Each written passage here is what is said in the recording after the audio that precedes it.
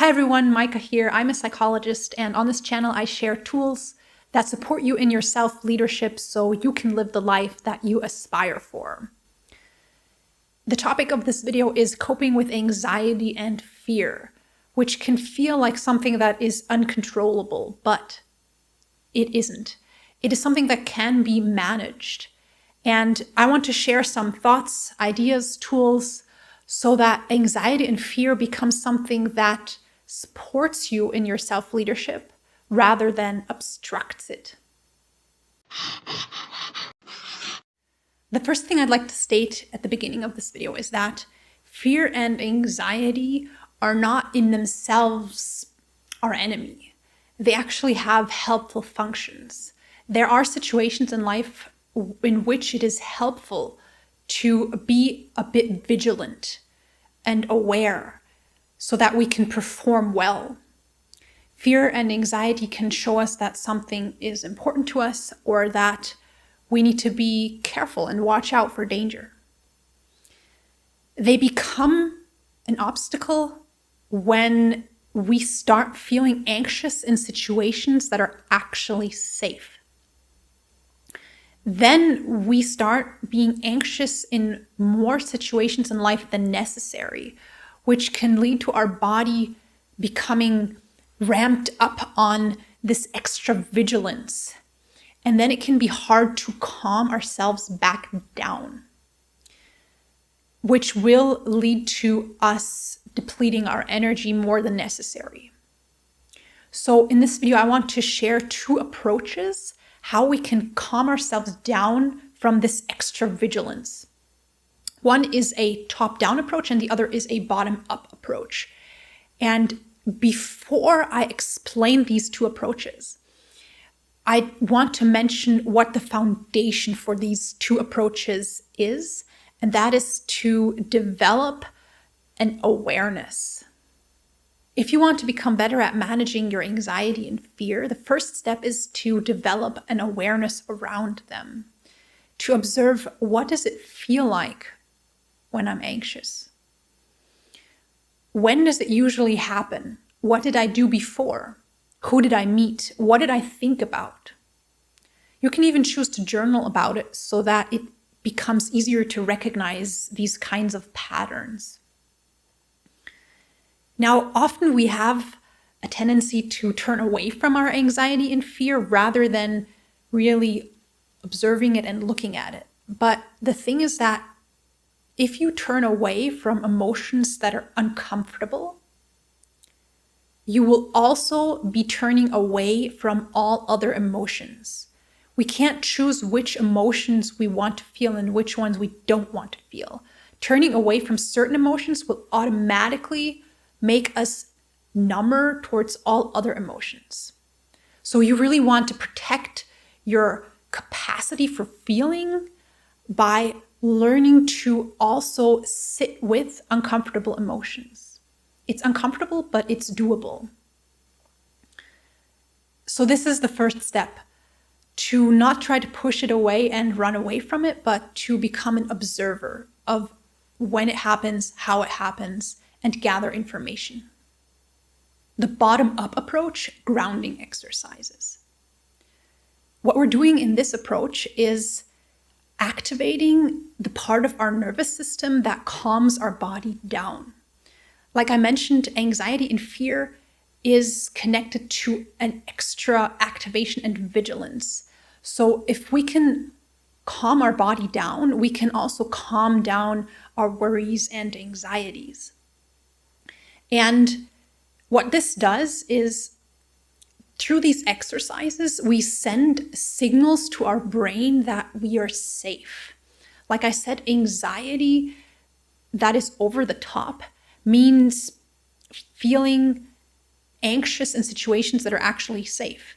And what these exercises can do is help remind our brain that we are safe. Anxiety is often directed towards the future. And if we can learn to send a signal to our brain that right now, in this moment, you're safe, this can be a powerful tool in learning to calm our anxiety and this extra vigilance down. And there are many ways to do this. If you want to dig deep, you can Google grounding exercises. And what I want to share is one that involves finding an object for each of our senses and describing it to ourselves. This is an exercise that brings us into the present moment and sends these signals of safety to our brain. So what you can do is to look around and first of all, find one thing that you can see and describe it to yourself. What are the colors? What does the shape look like? How do the colors change across the surface of this object? How big or small is it? And in the next step, you can find one object that has a smell. And to describe this smell to yourself.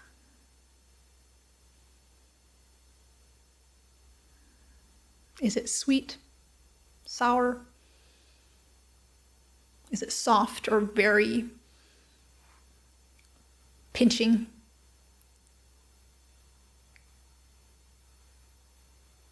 And then find an object to feel. It can also just be the surface of the table or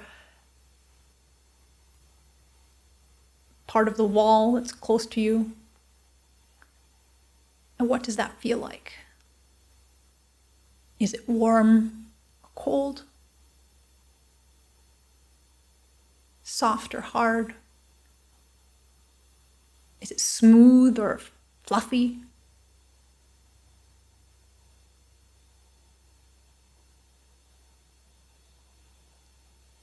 And next, listen. Find one sound that you can hear. What is that sound? Where is it coming from?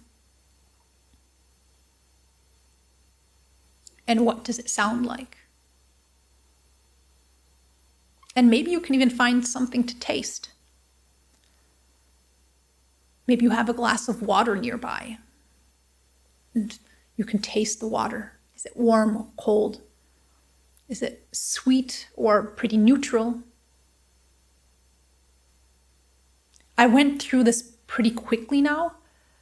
And if you're on your own and you're not watching a video, you can, of course, take longer to go through this exercise. And an important thing to do afterwards is feel your body again and see how you've calmed down. So this is an example for a grounding exercise that can help you activate the parasympathetic nervous system, which is that part of our nervous system that calms our body down. The top-down approach, make a plan to unlearn your anxiety. So one of the big truths about anxiety is that when we start building our life around it, when we start avoiding the thing that we're afraid of, our brain actually learns that this anxiety makes sense and the anxiety becomes stronger. So every time we avoid a situation, the brain says, aha, I avoided the situation. It was successful. I should do it again. So it can become a cycle of avoidance that strengthens anxiety. So let's look at an example. Let's say that one morning we wake up and we feel like we have a cavity or something's wrong with our teeth, but we're afraid of going to the dentist, so we avoid that. And then we start changing our life so that we can continue avoiding going to the dentist. We may start eating only soups because we can't chew anymore. We may stop touching this whole half of our face. We may stop smiling so as not to reveal that there's something wrong with our teeth.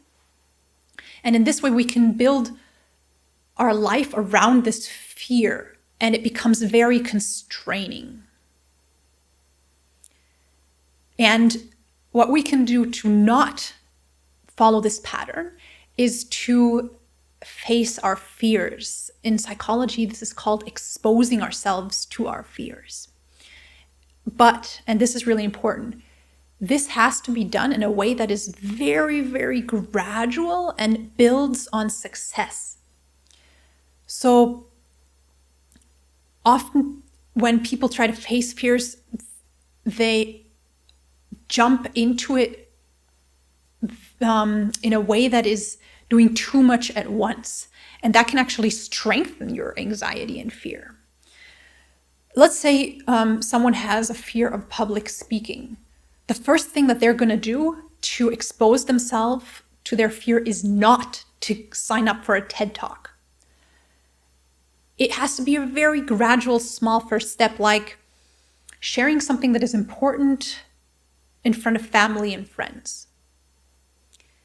To go a little bit outside of the comfort zone of sharing, not just small talk, but really opening up. And then maybe the next step could be to become more vocal in meetings at work. And in this way, the person can slowly rewire their brain and allow the brain to learn that public speaking is not something that I have to be so anxious about.